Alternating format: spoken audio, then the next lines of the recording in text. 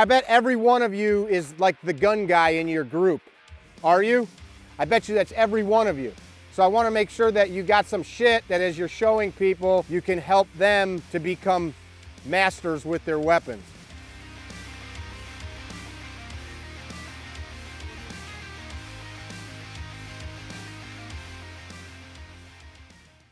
That man is doing weird shit with a pistol. I am not some beacon of all that is true and right, but what we're going to work on this weekend is the same things that the best shooters and war fighters in the world work on. That being said, the war fighters go to the best shooters to learn how to shoot. We'll expose ourselves to a bunch of recoil. We're going to expose ourselves to maybe being uncomfortable. So I want to really fixate today on whatever it is for you, identifying here's the thing I want to work on, and I don't care what it is. It could just be I get really nervous when I shoot my gun. I hope that's not it. Or this one thing I keep doing over and over again. I don't know how to stop it. You get what I'm saying? So we'll fixate on that. And we'll work through it together. This one-day course, you'll find, and some of you have trained with us before, it's really meant to help you train yourself. So when we're training today, we're going to practice not just redundancies. We're not doing things twice, but we're building a system that brings us to the outcome that we're looking for. So don't point the gun at yourself. That's number one. You're exactly the shooter and the person that you've trained yourself to be. And the reason that I predicate the class upon this point is I'd like to just wrap our head around like a rabid sense of responsibility and like just throw every excuse out. So then as we're progressing, like, my sights weren't on the target because it was windy. Well, who the pressed the trigger? You did. So you saw they weren't on the target, yet you still pressed the trigger. Get what I'm saying? The purpose of this class is to enable you, the practitioner, to more effectively deploy a pistol as a tool for self-rescue. What's important now? Win. One, I need to win, but what is the most important thing right now, in the moment? Reloading your gun. If you're having a problem, you can stop yourself and say, what's important now? Okay, I got to get the old magazine out. I need to bring the gun to a position that I can reload it. I need to fetch a new magazine. I need to be mindful of what I'm doing because I'm trying to train and ingrain a good habit, right? I need to cycle the action however I do it. I need to reform my grip. Get what I'm saying? I'm fighting. Holy I feel warm shit oozing out from my underarm and it's not his blood but mine. Shit, I might need to deal with that. I've now suppressed the person that's hurting me. What's important now? That I stop this shit from running out of me because I'm going to die, right? What's important now? Well, I hope I have that tourniquet or pressure dressing somewhere close. I don't have one. What else can I use? I can use that, right? So what's important now oftentimes helps us recenter back to where we should be to get the desired outcome. On that, what I just said, we're kind of talking about multitasking, really. Multitasking is bullshit. You really can't process too many things at a time. The stuff that your hands and brain are processing are on a subconscious pre-programmed level. The trouble with that is when you've got a bad system programmed in. And that's where the trouble comes in with all this training shit. And this is why the discussion that we're having is why you have law enforcement or military training that sometimes people that are exposed to more training, they go, why are you doing that? That's stupid. Like, why are you not hitting the mag release? Why are you stroking the slide? Or why are you scanning like this when there's nothing to look at? Because you're literally, people have created training methodologies based on how the human brain works, and failures have happened enough that, like, all right, here's what we're going to start teaching these guys and gals because we've seen these problems exist enough. Because they're not showing up to train, they only do it once in a blue moon. Get what I'm saying? We want to be composed because we have developed a good system that delivers the outcome, that being to survive and win in violence. Yeah? So we're not training competition, but what we're doing should support that. Competitive shooting is nothing more than the marksmanship fundamentals executed to a high level. That's all we're doing. I mean, how's that not good for fighting bad guys? Oh man, like, you know, competitive shit's super bad because, you know, bad guys aren't cardboard targets. Well, unless any of you want to run around and let us shoot at you, like that's what we get, right? You've probably heard that argument though. Anybody ever heard that like competition shooting is not analogous to fighting? Of course it's not. It's not fighting. It's shooting in a staged competition. But how can being very fast, very accurate, very efficient be a negative to winning in violence? We're out here to get better, so in order to do that, we need to be mindful of each other. Closed loop communication, we're going to use that. Does everybody understand? So if you didn't respond to me, you don't know what closed loop communication is. Closed loop communication, we're just closing the loop. If I say, like, you know, we're going to take 2 steps to the right, draw and shoot, you got me, and somebody doesn't answer, I'm going to assume that you didn't hear. You were thinking about lunch or something else. Tracking? Super easy shit. We're going to start out metered and slow. We're going to make sure that we're safe in how we're handling the guns. And if, depending on where we're at with our skills, it will dictate where we go next. I don't work this class to a standard of, by this time we should be doing this. We work it to the standard of where do we need to improve and how do we do that. Make sense? We'll go to this first line. What I want you guys to do, keep your guns holstered, square up on a target. I'm going to give you a number to start. I'm going to give you a number to start. There's no time constraint. This will take a minute. I want you guys watching. We're going to look for any safety issues, anything like that, and we want to put a little stress on each other. So you want to go first? Of course you do. Let's all take a step back to 5 yards. 5 yards. Come back to 5 yards. So you're going to come back to 5 yards. Take your time. Take your time. 10 rounds.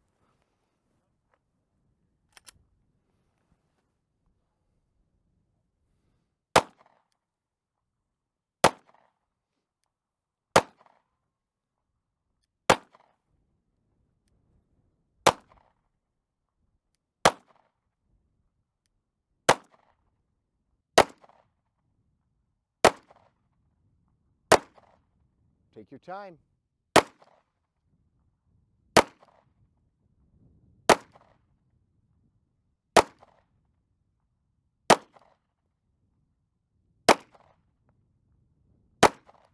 Oh!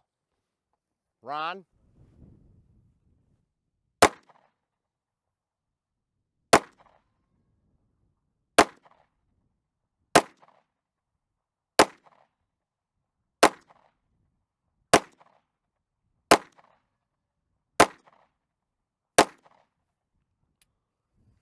Reload, reload.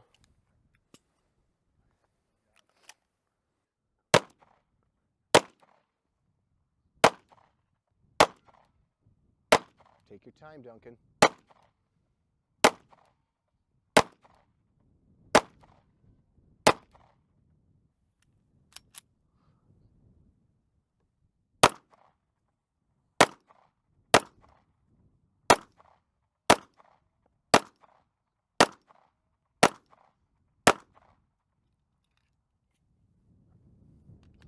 When you shoot a gun that is designed when they still had cranks on car engines, keep going. Yeah, you're good. Do your thing. You have to reload when you're only shooting 10 rounds. That's good. All right, Matthew.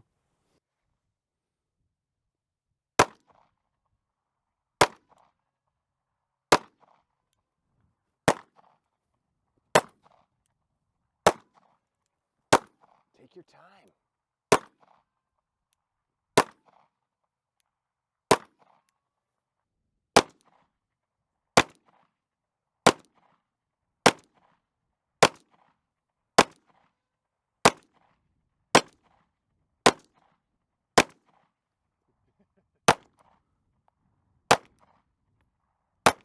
Take your time.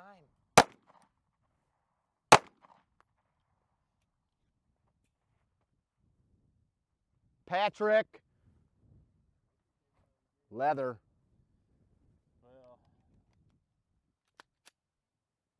Relax. Quiet on the set, guys. Quiet, quiet. I want you paying attention. Take your time. Take your time. Take your time. Don't blow your load too fast, man. Relax, relax. All right, cool. Who won? Doc, maybe? It's always bullshit. The guy with the most income, you know? A group is nothing more than us trying to repeatedly exude accuracy, right? Which is when people say, like, the fundamentals, the basics. A gun has one purpose.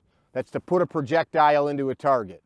You might say, oh no, it's for stopping bad guys or it's for hunting. No, those are things that you're using the gun for. It's made for one thing, to put a bullet into a target. At these distances, these guns should be able to hit bullet hole upon bullet hole upon bullet hole. But it's hard to shoot a pistol. The wind's blowing you, the ground's unsteady, your hand's twitchy, you drank too much coffee, you know what I mean?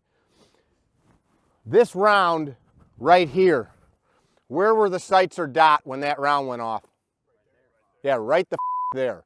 So the first thing is like a super conscious agreement with yourself. I'm just not going to press the trigger unless the sights are where I need them to be, period. Our grip, a couple of you guys I'm seeing grips that are less than desirable. We want to encompass as much of the grip panel. I'm going to just pull the slide off of this so you guys don't have to get muzzled. Okay to point that at you now, right? Yes. So, different size gun than yours, that's okay. Same concept. We want to contact as much of the grip as possible. The more we can contact it, the better we can control it. And in order to contact it, we have to position our hands to make it work. The little 43s and 48s and like P365 kind of guns, same thing's happening, but you just have to adjust your hands to make it work. Non-dominant hand for us right-handed shooters, if you slightly cant that hand forward, it's going to allow you to take this big chunk of meat and put it on the grip panel. Your grip, you had all of this material open because you're trying to get so high up on the gun. And that's like a bastardization. We were talking earlier about how training tries to fix like shit for everybody. Well, somebody decided if I get higher up, I can control recoil. So then people think higher, higher, higher, higher, higher, and then you start having guys that are like this. I got a student that literally has like, looks like permanent damage to his palm from the slide riding against his hand because he literally holds the gun with his non-dominant hand like that high. You don't need to. I mean, if you think about how recoil works, just talking about grip, guns really pivoting like on this axis, agree or disagree? Slide reciprocates, right? Bullet goes that way, and we think about like this, but what's really happening is it's pivoting right here, and it's pivoting right here because that's the fulcrum point. So if you want that to stop, where do you really need to hold it? You've got a couple levers, right? Here's a lever, but we can't grab the muzzle. But thinking of levers, this is a really good lever to take a gun away from somebody, right?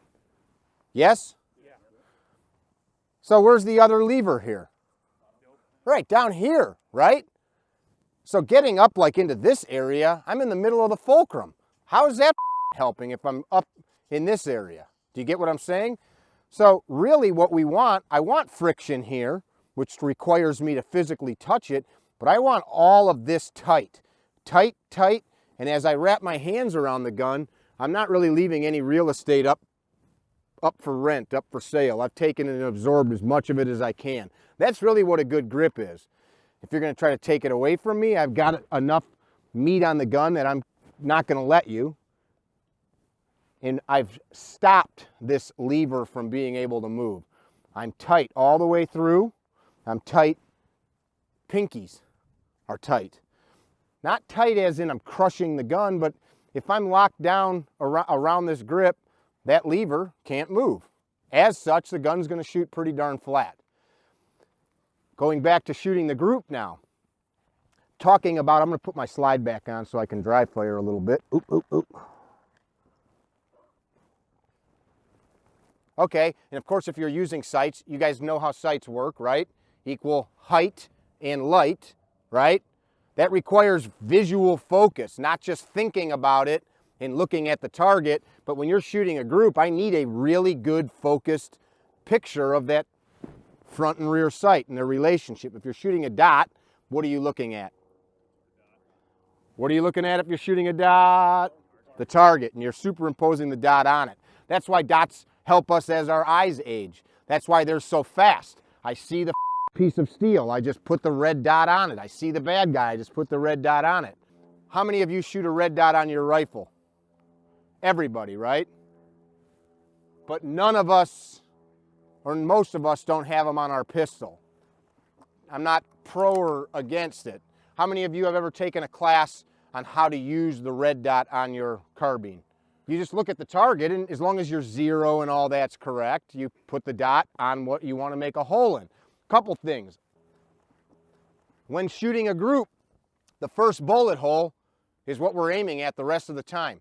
So if I shoot one round, it hits right here, and the next one goes here, where's my point of aim for the next round? Back to the first one, right? If I shoot another one and it goes here. So what happens is like I shoot one, then another, now I'm looking at that, then another, and you're just chasing bullet holes. The point of shooting the group isn't to shoot a small group, it's to define and refine what you're looking at and how you're looking at it. If I told you to shoot one of those steel plates out there, you have to be very specific in everything you're doing. If I told you shoot the C and CarryTrainer on my truck, you'd have to be, or trailer, you have to be very specific, right? You've all heard the term master grip. I'm high and tight with my dominant hand. When that gun comes out of the holster, it looks like this. I don't need to move it. For me right now, I'm in this high port position because I don't want to point a gun at you and you don't want me to, right? I'm going to retrieve a magazine and it's going to look like it does anytime I load. But the one thing you'll notice right out of the gate is this. All right, eyes and ears, right? All right, so we're going to work.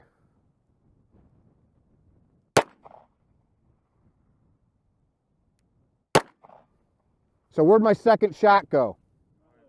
And why was that? Right. Where'd that shot go? High. Where'd that shot go? So what happened different? Well, I was aiming for it the whole time. The rest of them I was letting the wind push me around and I just pressed. That one I waited until they were where I wanted them to be. So I'm noticing the wind's blowing me.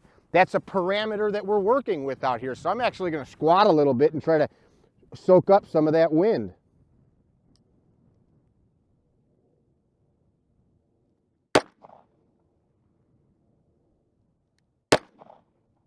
Where'd that one go?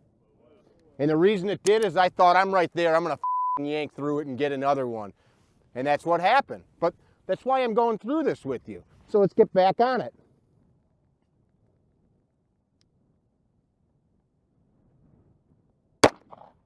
Where'd that one go? And I felt, right as that shot broke, the little bit of wind pushed me, and I thought, I'm taking it. This is what we're looking for, being aware of what's happening, because if we can't identify what's going on, how do you fix it? You know what I mean? You'd end up just trying harder, and then you're just going to do the same thing. Where I'm going is this. There's a lot of data that we just overlook. When we're looking through our sights and as we're moving and pressing the trigger, shit's happening that we're not even paying attention to. So when we talk about like awareness, this is the shit that we need to be aware of, is what's happening like in us, and with our body and hands. You've all heard about like reading your sights or calling the shot, yes or no? Yeah. That only comes from you being really cognizant of what's happening and then what happened. So, okay, I saw my sights, I'm paying attention, shot broke, shot went low left, and now you just added to your data bank If I see that again, that shot's gonna be low left. So we'll go through it again. And I'm really starting to focus now on things like body posture, grip, and relaxing. I gotta relax because I'm trying to make my gun shoot a really small target, right? I'll shoot the bottom one.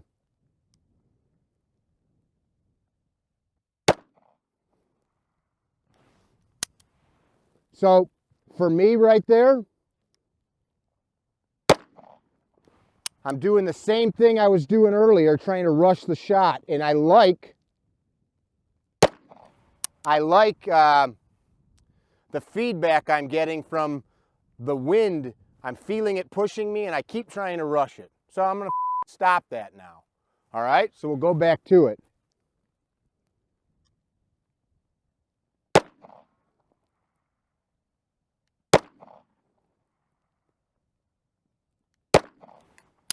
That last one, as I press the shot in that single action mode,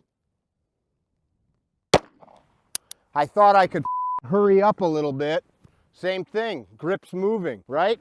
So I just shot 15 rounds. Retrieve a new magazine, tack mag that new mag in. Take the one that's diminished and store it on your body. Empty magazines, my gun just went empty. Goes to the dirt, feed a new magazine in. That's a system, right? Empty magazines don't belong in the gun or your hand. Just let them fall. Let them fall. So set point in your brain. If you wouldn't imagine yourself doing it in a fight, or you don't want to, don't train it. Get what I'm saying? Make each shot count. Don't be in a rush. Don't be in a rush. Be very mindful of what you're doing. If you need to take a shot and break down to this compressed position for a minute, do that. What are you doing? Okay, I'm watching you. Just take your time. You're not going to learn anything from yourself if you're not paying attention to what you're doing. Get what I'm saying? All right, let's go through one magazine at that top dot.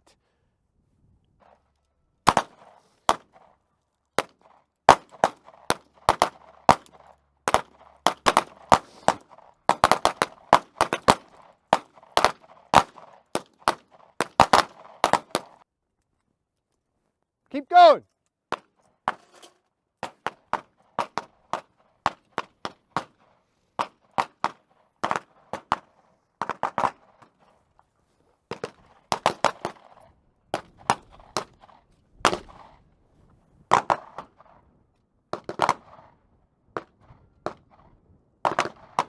All right, couple things. Range etiquette. You guys are bending over, picking shit up.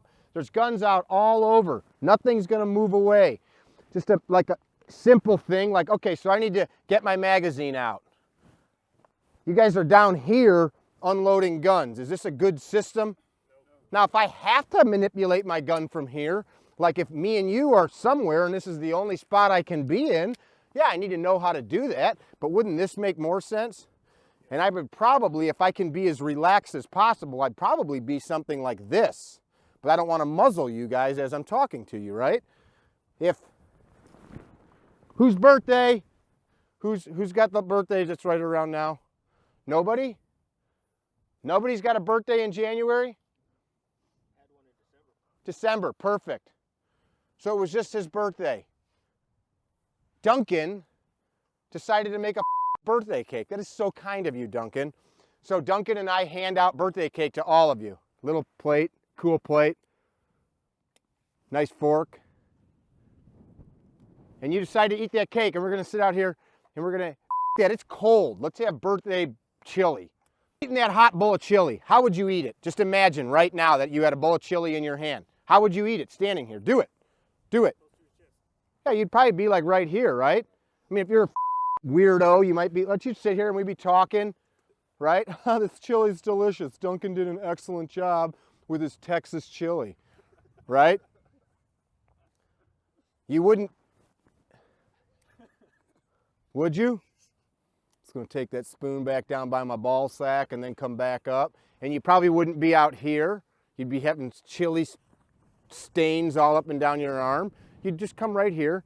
If I gave you a notepad to write on. How would you write right now? Probably just like this, right? You look at your phone, you're right here. So use your body how it's designed. I think that when we're doing shit like that or like this, it's that we don't want people to see and judge us. That's what I think after watching thousands of men manipulate their guns. Did you get that innuendo? Train in what you want. So remove the source of ammunition. Store it on my body. This is a system. So because this round now costs 60 or 70 cents, I can have a system. I see where it went. I put my foot right on it. Lock the slide to the rear. Visually and if needed, physically inspect the chamber. Slide forward for me, hammer down, finger straight. Thumb check. I'm going to thumb check the back of my slide. And I'm going to safely holster. And I'm going to verify that the gun is safe. Oh, I want that. Now it's safe for me to pick that up because I know nobody else has a gun out and I've got my round. That's a system. I'm not just doing shit for no reason because I want to. Get what I'm saying? So how do I load? Same thing. Present my pistol in a safe direction. Lock the slide to the rear. Retrieve a magazine. I've got a good index. Seat lock tug, cycle, press check. For me, ensure it's in battery. Hammer forward. I'm going to thumb check my slide, or in this case, my hammer. And I'm going to look that gun right into the holster. That's a good habit. Oh, never look the gun into the holster. Well, how do you do it right if you don't see what you're doing? Yeah? So our guns are empty. Mine is not, but I'm going to empty it out again. So present my pistol, remove the source of ammunition, store it on my body. Watch that round fall. I got my foot on it if I want it. Visually and if needed, physically inspect the chamber. Slide forward, hammer down. I'm going to do a little dry fire at target 8. So I'm going to have you guys do dry fire for a minute. Dry fire is how you learn. That is how you get better. Present the pistol in front of me. My grip is just how my grip would be if I was shooting. Nothing changes. I'm on the sights, I'm on the trigger, pressure, pressure, pressure, pressure, pressure. Now what I just noticed when that gun went off downrange is I bobbled and my sight ended up here. So where would my round have ended up? So sometimes people are like, oh, you got to live fire. You do, but dry fire will tell you everything that you need to know if you're paying attention. And if you can't do it in dry fire paying attention, live fire is just going to add more movement and shit into the gun, so it's not helping you. So back on it.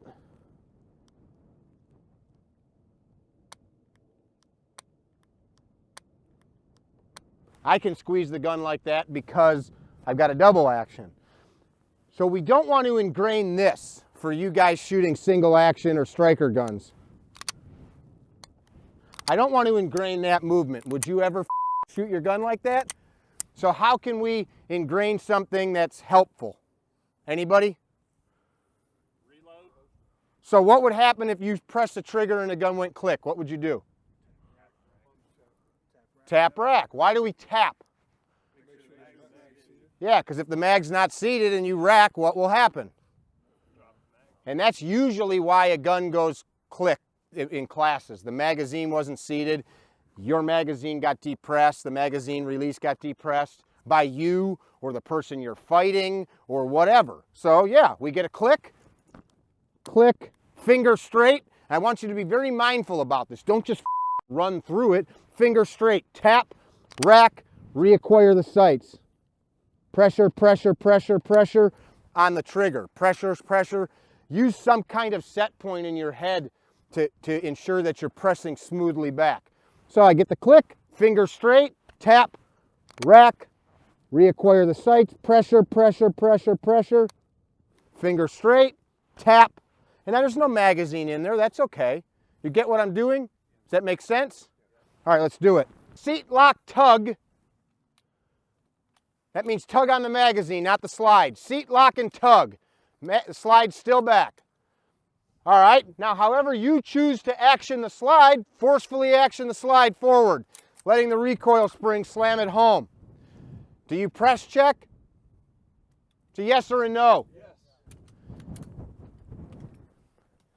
As you're pressing that trigger straight back, I don't want to see anything moving.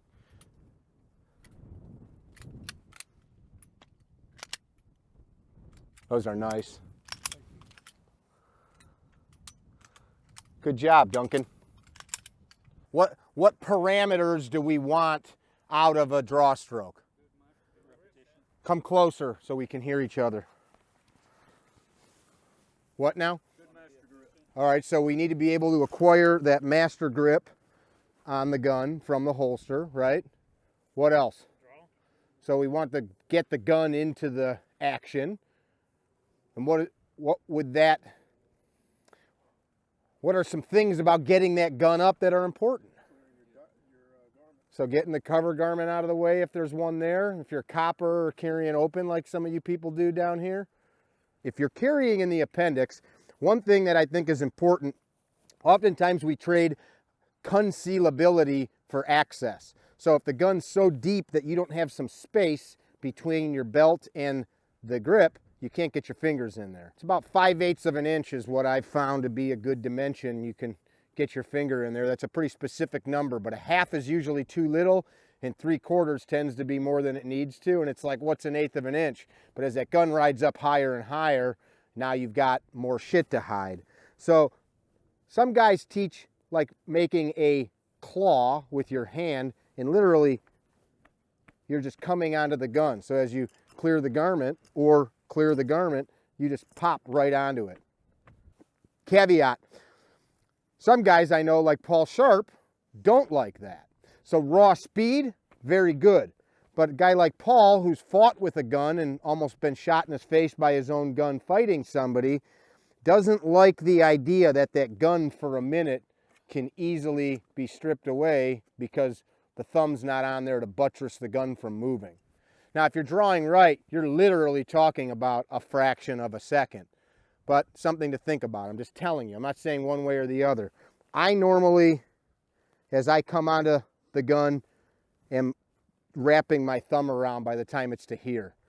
But for a split second, it's not. I shoot that 365 a lot, and to get that gun out, I have a bunch of t-shirts with a big hole in them for my thumbnail rubbing as it goes in, and it can scratch your stomach up and stuff when it gets uncomfortable. So anyway, make sure you've got space.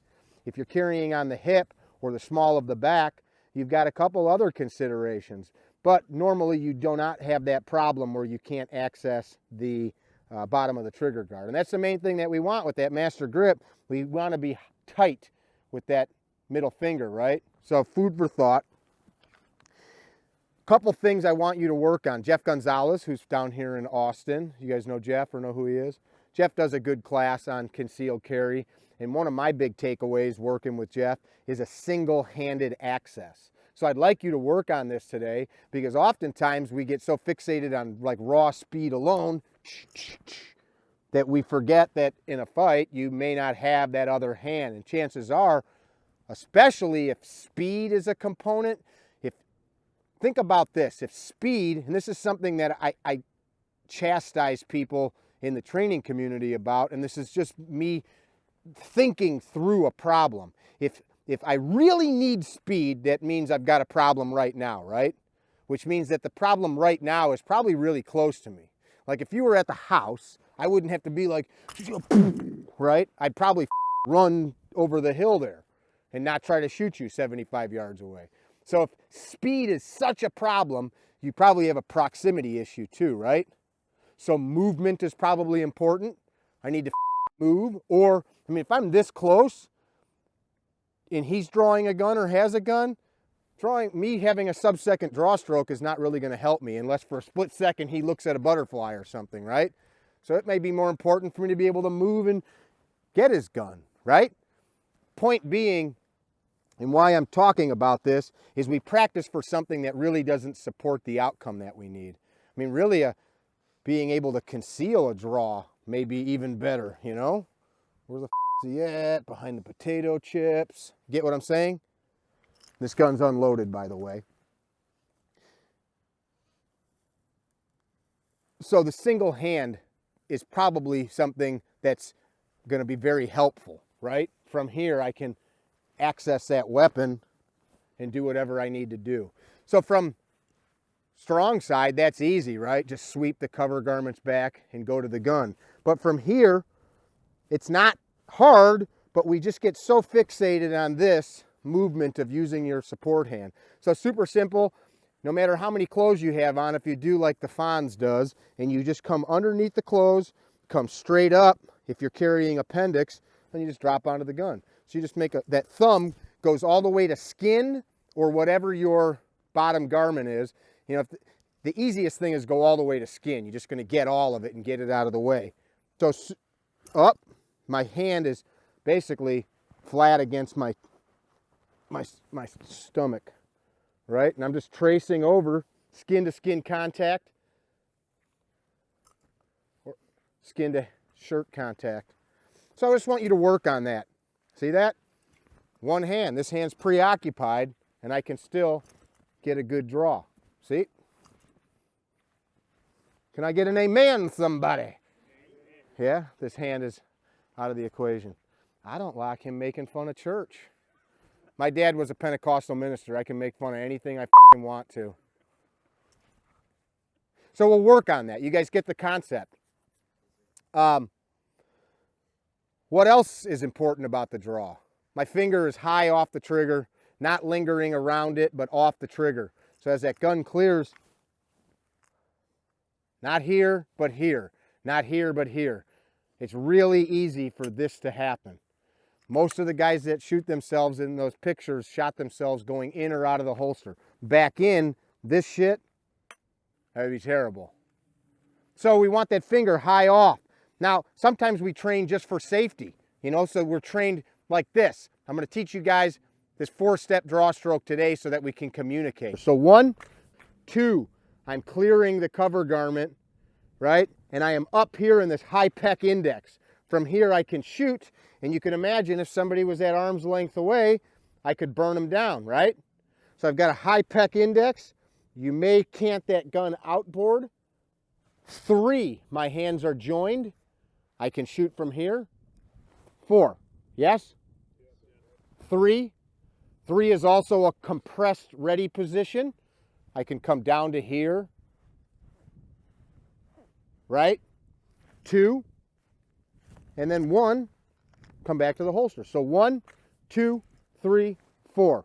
We're going to work through this, and the end result is that we should be able to deploy the gun and be capable of fighting all along the draw stroke.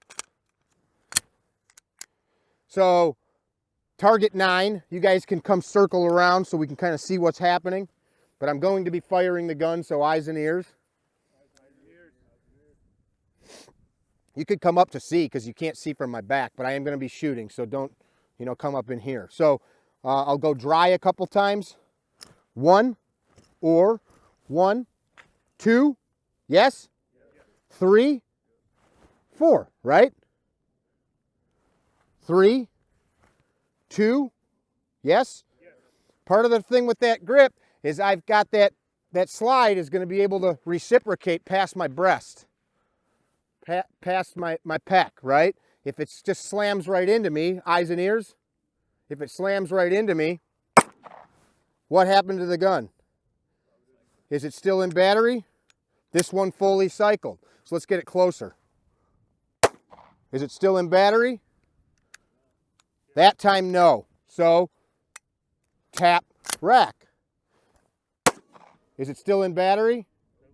Nope. So tap, rack. So I'm going to, rather than put my gun in a position where it's bouncing off of my body, that time it pushed enough into my flesh to cycle around back in.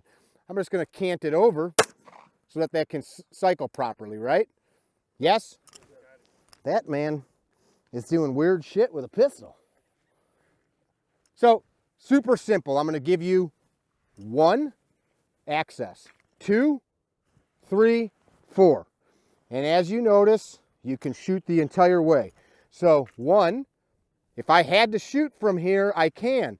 2, 3, and of course all the way out. Yes? Let's take a little bit of a step back. So 1, 2, 3, 4. So from here, if I have to shoot, you can shoot pretty good, right? From here, if I have to shoot, if I'm blocking myself, you can run the gun pretty efficiently from those positions. I wasn't looking at my gun. I shot one a little low. Am I going to be feeling bad about that if you were standing there and I was looking you in the eye? Nope. Because in the interim, I'm going to get that gun back up. Understand? We're going to work through these, and I'm going to give you a whistle at a few different points, and you're going to draw and shoot. Good position with that mag is it's across the index finger, so you can index it into the mag well. Cant the magazine well inboards, insert, seat, lock, tug. Tug the magazine. Forcefully cycle the action. Press check if that's part of your process. And then I want to hear you inspect your finger and safely recover to the holster. I want to hear you guys because I want to make sure we're ingraining a good habit. I want to hear you say, my finger's high off the trigger before you go to the holster. Look and say, my finger's high off the trigger. I bet every one of you is like the gun guy in your group. Are you? And like, if people are like, hey, I want to learn how to shoot, or hey, I want you to take me and my son out, or hey, can we go, to the range and show me how to use my new gun? I bet you that's every one of you. Agree? So I want to make sure that you got some shit that as you're showing people, you can help them to become masters with their weapons. So, fingers off the trigger, safe to holster, and then mindfully recover to the holster. Okay. Or is it going to go back into open space? That's what you want, the open space. 3, join your hands together. A nice way to think of that is like karate chopping your support hand, and then you rotate and roll your thumbs forward. Just like so, guys. Just like so. Look, whack, roll. Whack, roll. See that? Yes? You see that down there? So you're just going to touch and roll your thumbs forward. Your thumbs are just floating towards the target. So as I at position 2, I just touch and roll. See that? Yep. Makes sense? 4, punch out. Safely recover to the holster. I want to hear you identify your fingers off the trigger. All right, let's do it again. 2, 3, 4. Safely recover. 2, 3, 4. All right. Recover to the holster.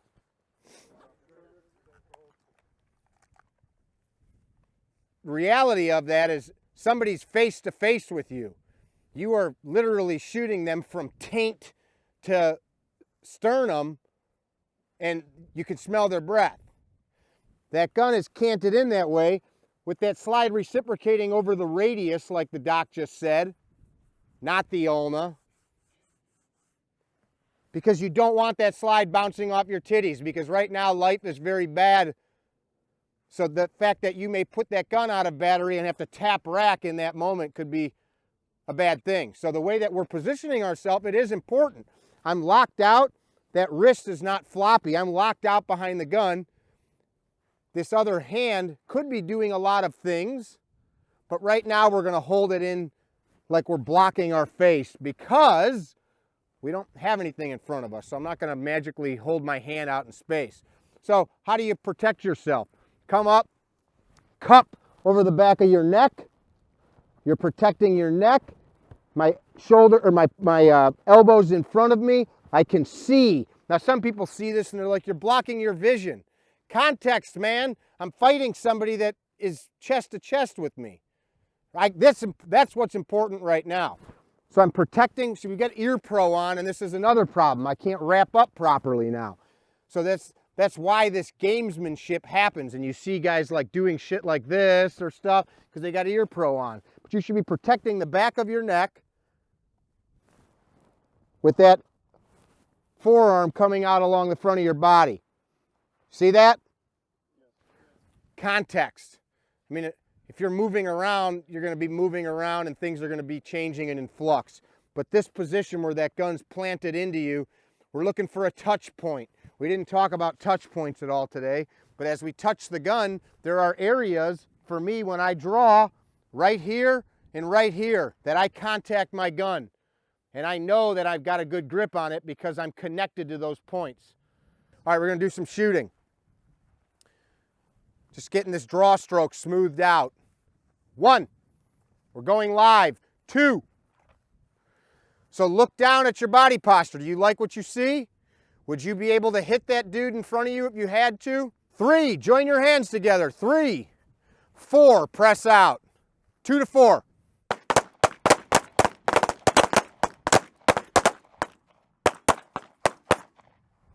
Listen up, listen up. Safely recover to the holster. Go through that same process. You've got that whole white zone. Run the gun as fast as you can keep the sights in the white. Now listen, if you miss from this distance, you owe me 5 push-ups for each miss. So if you run so fast that you're missing, that's silly. You got a huge target. Run it fast, but if you miss, you owe me 5 push-ups or 10 jumping jacks per miss. You take your pick.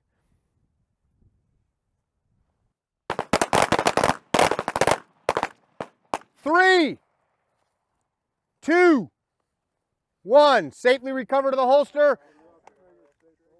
So from here, you are in a fighting stance. You're retaining that gun into that compressed position. 4. So like what's this right now? I don't know if I call it high ready, maybe high port. You know, some guys are now calling this temple index, and guys make fun of people that say that. The FBI HRT team, head up, gun up. So like if you're moving, head up, gun up. That makes sense. I'm moving, I'm going to do something. You know, high port, just like with our rifles, right? High port. High port with your rifle. Now, what's this? High ready, right? What's this? Right, just like position 3. What's this? What's this? But what's the whole similarity between all of these positions of ready? You're ready, right? I'm not just standing there like, this is not a ready position where I am unconcerned about shooting somebody. This is a ready position where I am concerned about the proximity to the somebody, right? Firing, eyes and ears. Like you can actually do some pretty good shooting from that position. Sans those 2 in the 7 and the 1 in the 6 and the 1 in the 8, but whatever. You get the point. We'll have to work on that. The low ready, some guys are like, I like low ready. I'm a low ready guy. What does that mean? I mean, like if all of a sudden my dog ran in front of me, I'm not going to be like, it sucks, I'm a low ready guy because I'm muzzling my dog right now. You'd move, right? I mean, that's weird. Guys are like, I prefer high ready.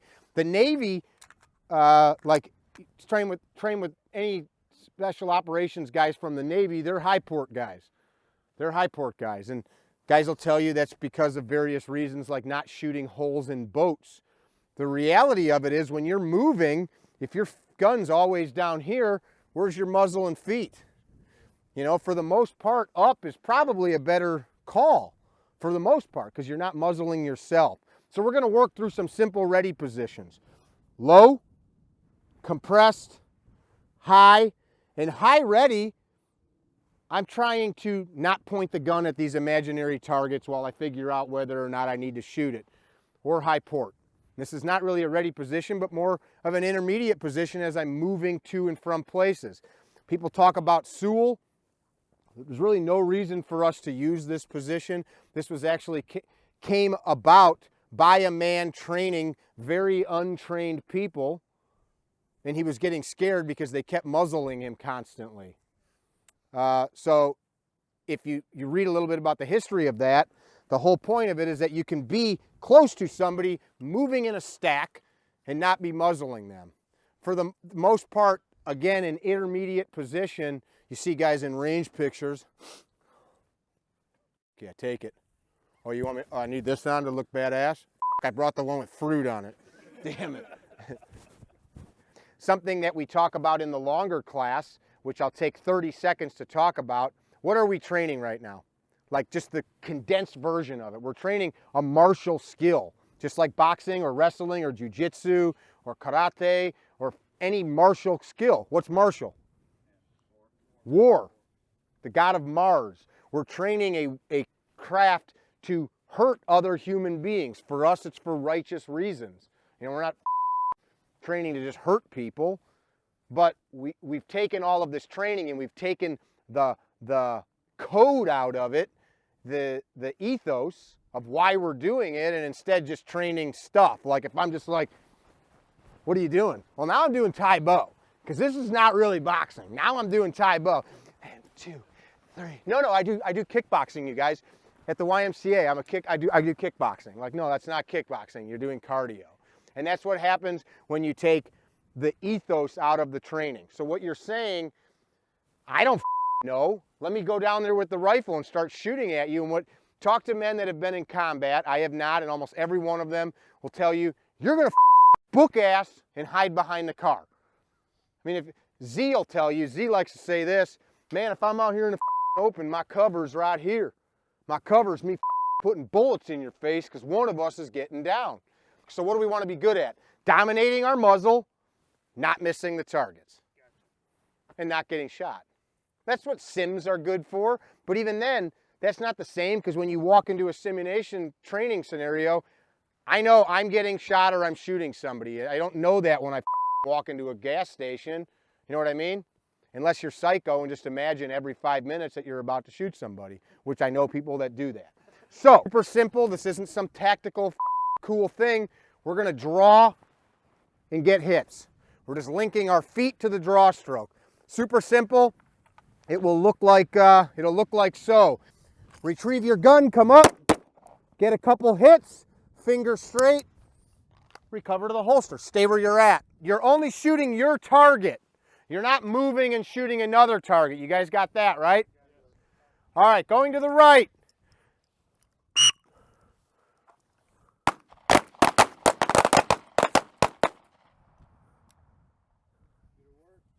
Did I hit? Did it work? Stay where you're at. Stay to the right side of the target, because now we're going to move to the other.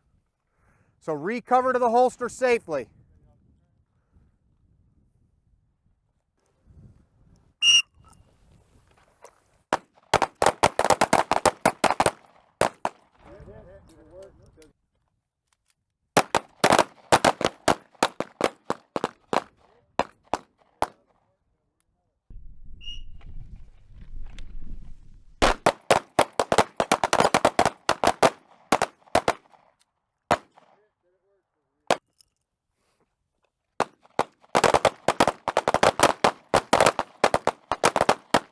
We're going to switch to steel here shortly.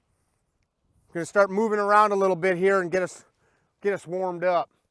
So oftentimes you get so conditioned to hearing ring, ring, ring that is the stimulus, or stimuli rather, for a hit or a miss. Ring, hit, no ring, I miss. What you're not doing when you're doing that is reading your sights, right? You should be able to know if I hit or I miss. There's some really good drills you can do that support that, but what I want is shooting steel. Just don't get in the habit of immediately listening for that ding. You know, if I'm shooting the pistol at 100 yards like I did, I can't see if I hit. You heard it, but you can't see it. But that happens a lot with the rifles. You know, you get down and start shooting and you just get so fixated on hearing the ring. Be cognizant of where your sights are in time and space. You might, with a bunch of us shooting, not hear it anyway, because your ear pro are going to shut off, or there's going to be too much ring-a-ding-dinging. So you've got to continue to see. If you don't have side protection, like you don't, I'm going to swap my glasses. You don't, a couple of you don't have side protection. As you're shooting or not shooting, if you do not have side protection, stay squared to the targets, facing them, or your back to them when you're not shooting, because, you know, facing on the side, you're exposing the sides of your eye. I suggest you put on wraparounds if you got them. We're literally, it'll start off one shooter at a time. It's a continuous drill. And I'll demo it once. I'll have Kanan demo it once together. And then I'm just going to say, like, next, next, next. You've done this. And we're going to just start moving and shooting. And there's a pattern that we're going to move in. It's not just do whatever you want to do. And I'll designate the targets that are getting hit. Cool? Two specific things. When you start, I want you to the down here by the cone, and when you end, you're going to walk all the way to the other cone. What might you need to do when you're done with this? Probably going to want to top your gun up. I don't want you going back into the holster empty, because when you come to do it again, you're going to have to stand here and waste time to load your gun. So once you're down there, another shooter will be coming towards you. But we've been shooting on a line all day, so it's totally safe, and I'll be running the line. We'll start off just one hit per. I'm talking to you briefly about shooting while you're in front of it. Of course, right here, we could hit every piece of steel. Safety, we don't want to do that. You want to be pretty square to steel when you're shooting it. The other thing about it is we want to force ourselves to work inside of this window. So I just shot that target. I can get my gun to the next one, shoot it. I can get my gun to the next one, but I'm not going to shoot till I'm square on it. This is not tactics. This is us learning some mechanics. All right, so I'm going to, eyes and ears? Yep. I'm going to tell you draw, move, and shoot. So I'm moving. I'm controlling my muzzle. I'm controlling my muzzle. We're going to skip that little guy, right? Make up the miss if you have one. We'll walk down to target 4. Walk to target 4. Hear me? Tac mag, listen. Face that way, don't roll off. Control your gun, because somebody will be coming towards you. All right? Josh, step right up. Yep. That means now. Slow down, pump your gun out while your feet are moving, mother. So we're shooting while our feet are moving. All right. Yep, so keep going. Good, while your feet are moving. Good, while your feet are moving. Good job. Don't be in a rush to drag that gun in, Josh. I know there's no gamesmanship here. Like, you know there's another target coming. Drive your gun to it. You know, and then when I get in front of it, I'm ready to go. Got it?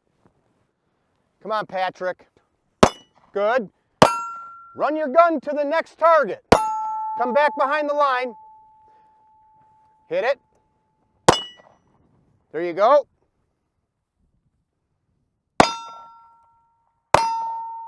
Finger straight, dominate the gun. Hip, hip. What do you want to do to that gun? Listen to me. Pull the magazine out. There we go. So, tac mag, because he just fired like 8-10 rounds, right? Don't put an empty gun away. Go. Nice one-hand draw. Come on back, come on back, come on back. Dominate that muzzle. So good. Just finger on the trigger, let me feel this. Get rid of the slack, right? Get rid of the slack, pressure, pressure, pressure, shot breaks. So, because you know that your dot's zeroed, put the dot on there, get the slack out, press straight back, drive the gun to the next target. Yeah, I need to adjust the brightness on the dot here in a minute. Well, you got sights on there, though. Sure.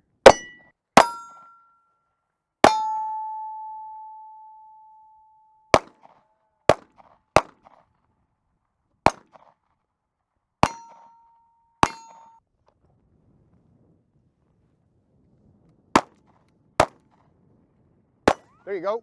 Whoa. Keep moving.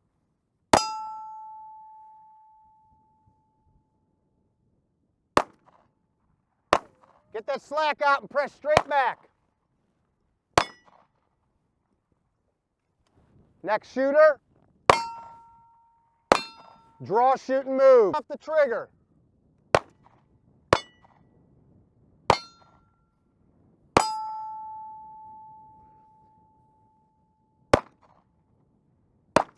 Where should your finger be when you're not on a target?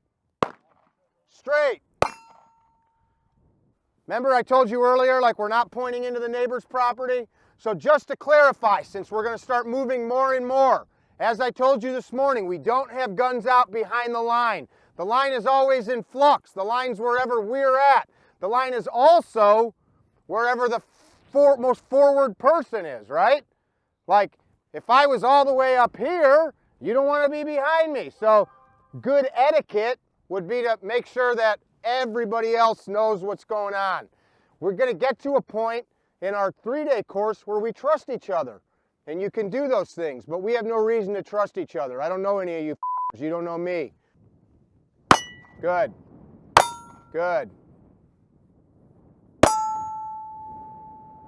William, go. Good job. Good.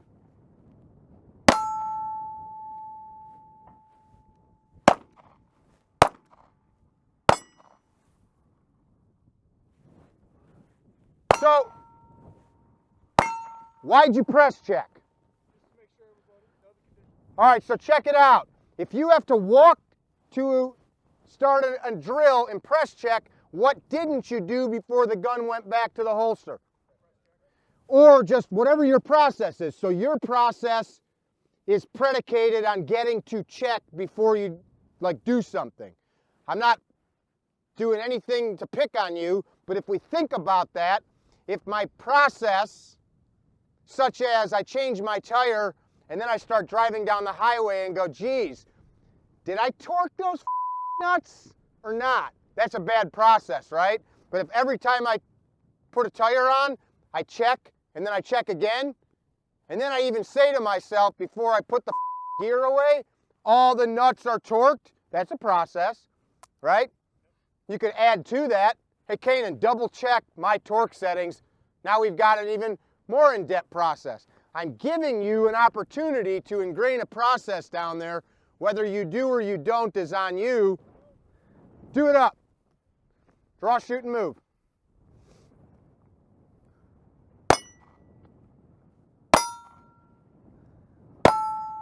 Kanan, go.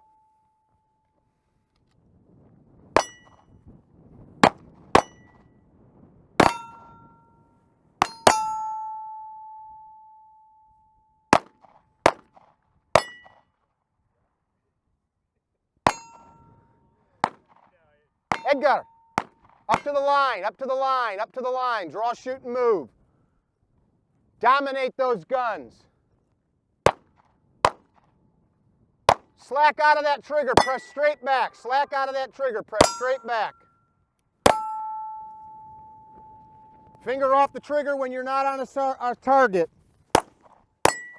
Keep moving. I know you can shoot with your feet stopped. Manuel, make it happen. Manuel, stop. So, because I want you to get a good process, this is what I just saw, taking your gun.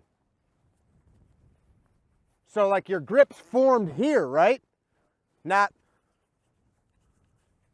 So go back to the holster. Dick out. Yep. You like your penis? Yes. Don't shoot your penis. Yes, all right, step to the left. So that grip, remember you're joining it and you're done. You shouldn't have to like around like that. Yes? Yes, sir. All right. Draw, shoot, and move. Ah, you did it again. What's all that about? So that's a lack of a touch point. So take your left hand off the gun, go like this. No, just go like this and just touch that trigger guard. So like right here. So there's your touch point. Roll forward, lock in. That's it. Yeah, if you're fucking having to, imagine at that same point, I'm trying to take your gun away from you. Yeah. It's not a hurry up and do it right. It's just think about why you're doing it. So touch. Yep. All right, be mindful of where he's at. Go.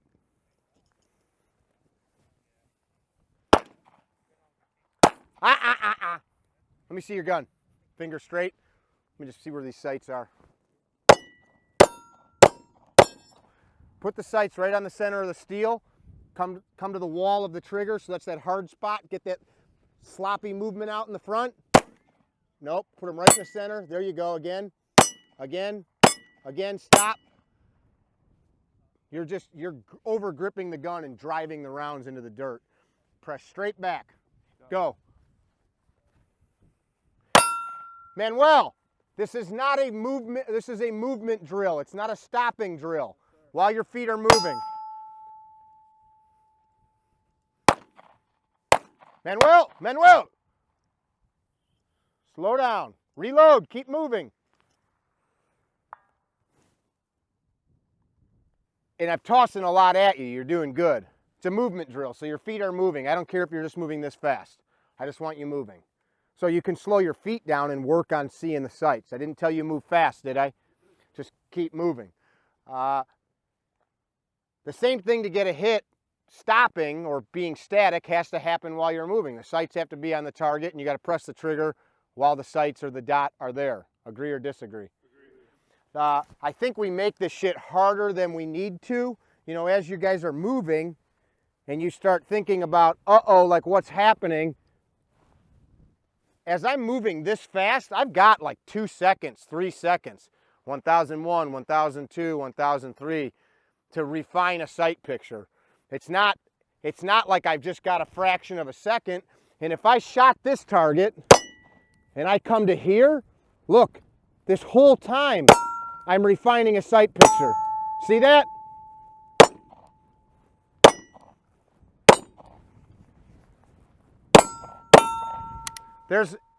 There's all the time I need if my gun's there. Get what I'm saying?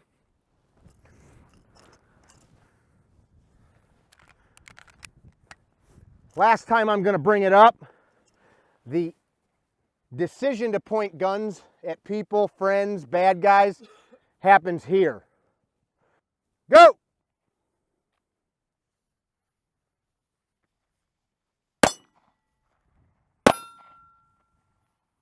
Good. While your feet are moving.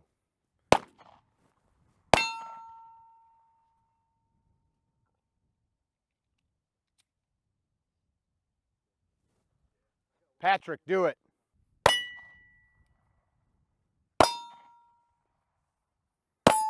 Good.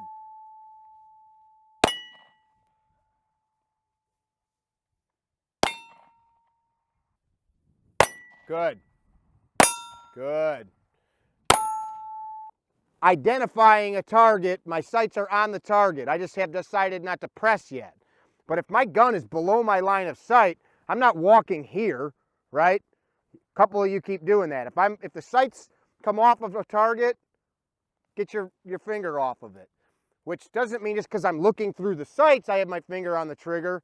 The sights are aligned on something that I know I'm about to make a hole in. Yes? Do it.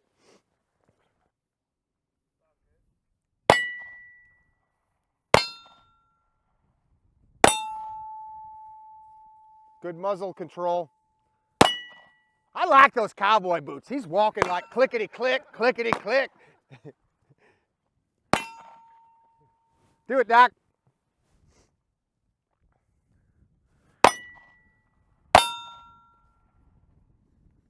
During the work shift, he saves lives, but off duty, he takes them.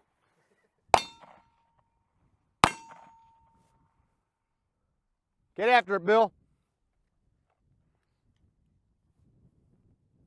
Good. Good. Good. Way to make it up. Nice. Make it up. Make it up. Make it up. There you go. Nice. Go for it, Duncan.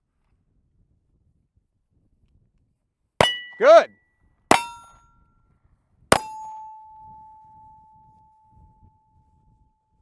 Good movement, Duncan. Awesome. Go for it, Kanan. Good. Good finger work. Good. Nice work. GQ. Stop. Stop. Stop. Go back. Go back. Go back. Go back. Go back. Stop. Start moving. While your feet are moving, hit it. There you go. So stop. Do you see where your shots are going? Not really. They're going low left. Low left. That's because you're gripping the gun like this. As you're squeezing the trigger, you're squeezing these fingers. Good, tight, firm grip. You're squeezing the trigger, you're squeezing these fingers. Not a good thing. You want these to stay consistent in just the trigger moves, okay? There's a lot of I'm trying to walk. No. Okay. I was watching it. I was All right. Let's do this. Yeah, let's do this. Go.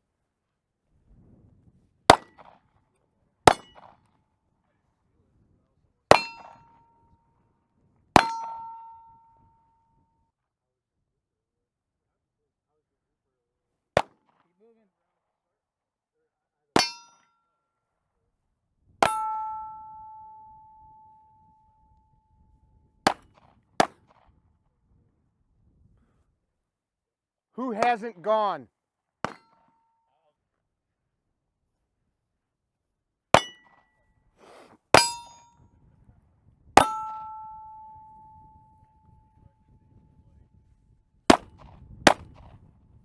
Good.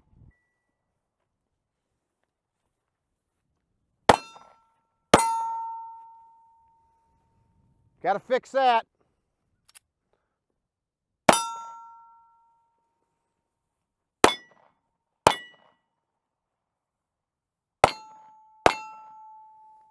Draw, shoot, and move. Make it work. Come on, Will.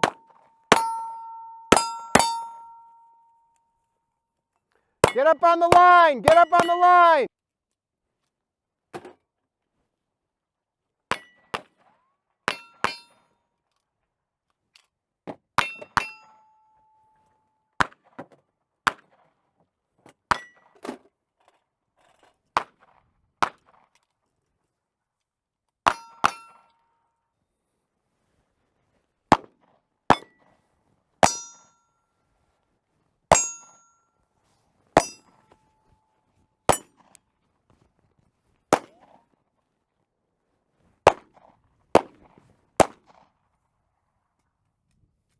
Good load.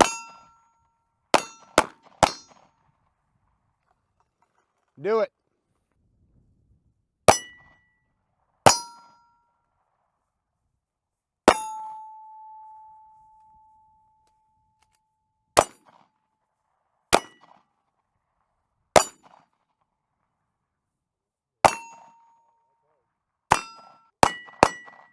Control your gun. We'll get that in a minute.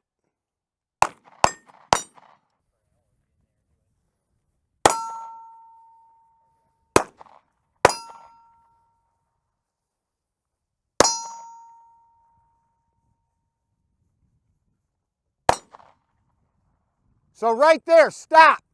Besides a reload, so you shot that little target, but then you went right up and started to move back. That little target to the left of it was still up, right? That one immediately to the left. So that's what I'm saying. Think about what we're doing. Don't just like go through dance steps, right? How many of you have never been to a training class until today? So a significant amount of people. Some of you've definitely trained with guns, you just never been in a formal training environment. I push people way more than anybody I know that does this. So I don't feel like we shouldn't push ourselves, and that's what we do in this class. In it, oftentimes what's illuminated is like, I'm pretty capable with this thing. If I just spend a little bit of time, working on some simple stuff, it would get a lot better. I'm training, every time I draw my gun or train, I am training for like one draw stroke, one terrible day in an alley somewhere, or whatever the scenario is, right? That's like what I'm training for. Like, I'm a CPR instructor. When we're doing CPR on rubber mannequins, we tell students, like, imagine that's your grandpa. That's, imagine that cold, clammy skin that we're talking about is your wife who choked on something or whatever, right? That's what we're training for. I'm not training to do CPR on a rubber person. I'm training to do CPR on somebody I care about or a total stranger. I don't want their vomit and blood on me, but I decided to do it anyway. It's my job to, so I have to. So that draw stroke and how we set up to it and how we hit the target, man, there's not like a ha-ha, let me pace the target and go do it again when you're shot up. Super Dave Harrington says, everything's important, everything matters, do the right thing at the right time every time. It's kind of a mouthful, but apply that to making an omelet, apply that to applying paint to a car, apply that to flying an airplane, to wooing the woman. Well, I'm proud of you all. It was a long, cold day in the Texas wind. I appreciate that you guys allowed us to come down here and do this because we can't do it without you. If your goal is to win in violence, you have rock solid, repeatable skills. I force you to do some stuff out there like shooting at that 100-yard target because people wonder, like, what if I had to? Now it's not that easy, if you've never done that. 50's pretty doable. 100's totally easy once you figure out what you're doing, but we were also in the wind and cold, but what if that was the day you had to? Could you guys make that shot with a rifle? You're over there like, I'm a goddamn Marine, mother. What the do you think? The people that clean our toilets are riflemen. I also mentioned I live in Texas. Shit. I literally just nailed every thought that you had. Right down the line. Well, thank you. Hey, man, what are you doing in the podcast room, Steve? I'm writing a national anthem. It's going to be at folk festivals for gunfighter gun oil. Oh.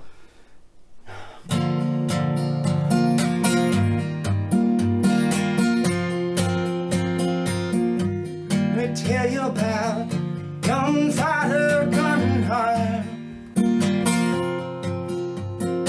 Made in the USA.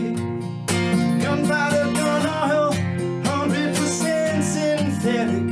It's gonna last you, baby. Yeah. Gunfighter gun oil is the best I've ever seen. It's gonna make you get everything that you've ever seen. Oh, baby, I love me. I love me some gunfighter gun oil. Yeah. Oh, gunfighter gun oil. Gunfighter.